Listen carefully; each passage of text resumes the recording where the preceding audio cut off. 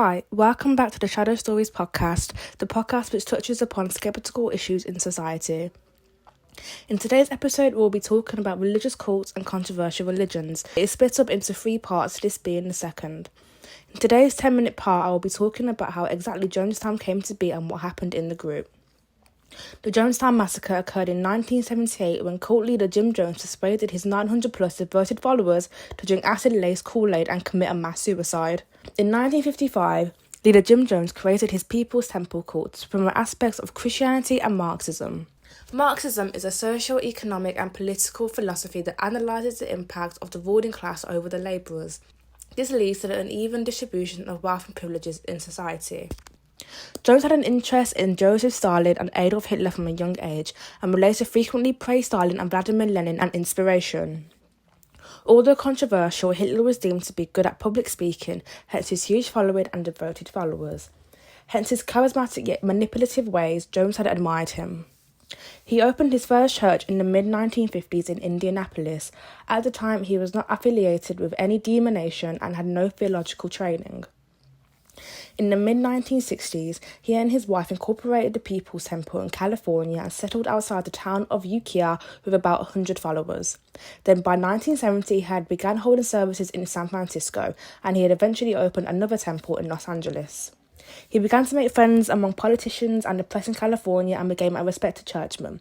Thousands and thousands of followers had literally flocked to him after he gained attention by the day. He gained a lot of favour with the public officials and the media. He donated money to numerous charitable causes and even delivered votes for various politicians around election time. He mesmerised people with his apparent mind reading and faith healing as well.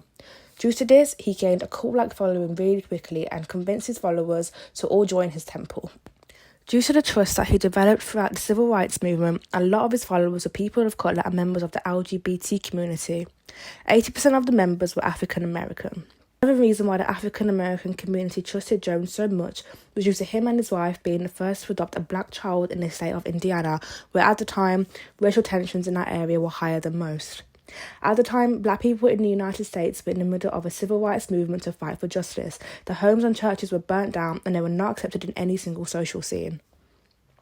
During Jones's time as the commission director, Jones helped to racially integrate restaurants, churches, the police department, an amusement park and hospitals as well.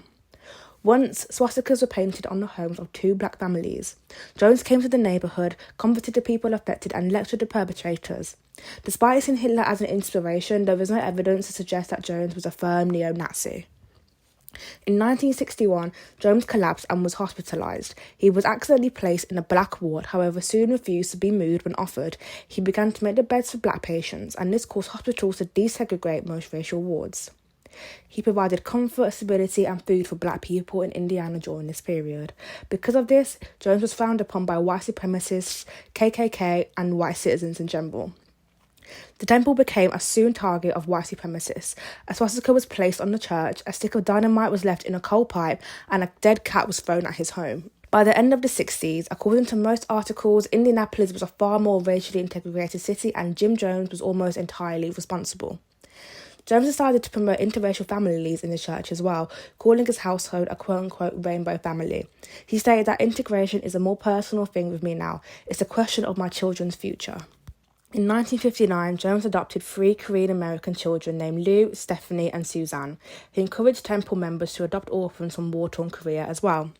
Korea was recovering from the Korean War, leaving the country financially unstable and the citizens struggling. Lots of Korean children were orphaned, and Jones was one of the hundreds of Westerners who stepped in. He also adopted a Native American child as well, concluding his quote-unquote rainbow family.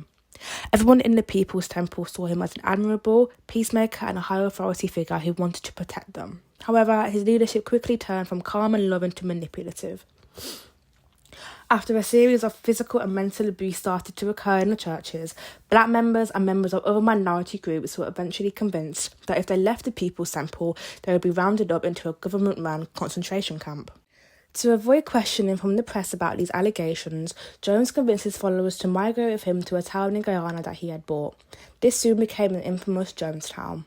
Originally, life in Jonestown was somewhat normal. The residents did not have to work that hard to maintain the town's stability, and the elderly were cared for and the children were taught how to live a life without racial prejudice. However, eventually, members of the temple began working 6 days a week, from 6:30am to 6pm with an hour for lunch. Jones compared this schedule to the North Korean system of 8 hours of daily work followed by 8 hours of study.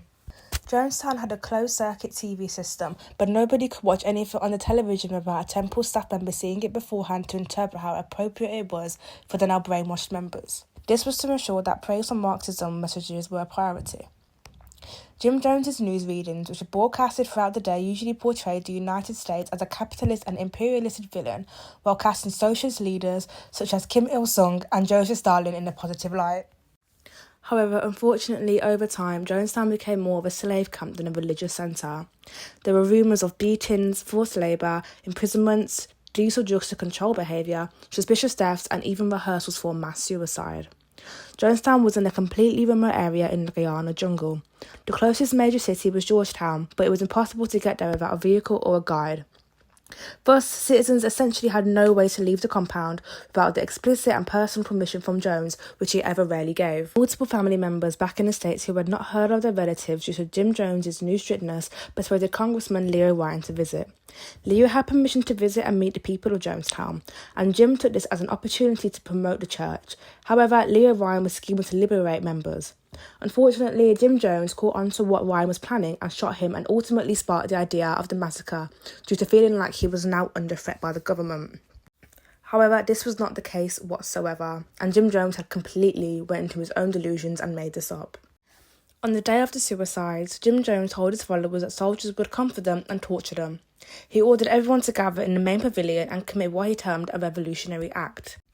The youngest members of the People's Temple were the first to die, as parents used syringes to drop a mix of cyanide and Kool-Aid into their children's throats.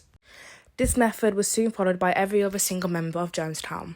Only 33 people survived this massacre, with the remaining victims lying lifelessly in Jonestown, with ages ranging from 18 months to 86. Jim Jones, however, died from a gunshot wound to his head. This was most likely inflicted by himself during the mass suicide. A recording of the event, known as a death tape, helped investigators understand what had happened that fatal night. They also found over 1,000 recordings of propaganda that painted a realistic picture of the activities of the People's Temple. Now deserted, the land of Jonestown was first tended by the Guyanese government following the deaths. They allowed its reoccupation by Hmong refugees from Laos for a few years in the early 1980s. The buildings and grounds were rented by local Guyanese people but were not taken over because of their association with the mass killing. Thank you for listening. Come back next week for the next episode, which will be about Charles Manson and the Fundamentalist Church of Jesus Christ of Latter-day Saints. Goodbye. Free at last. Peace. Keep your emotions down. Keep your emotions down. There's nothing to worry about. Everybody keep calm and try and keep your children calm. Hey, Christine, without me, life has no meaning. I'm the best friend you'll ever have. Mother, mother, mother, mother, mother, please. Mother, please, please, please.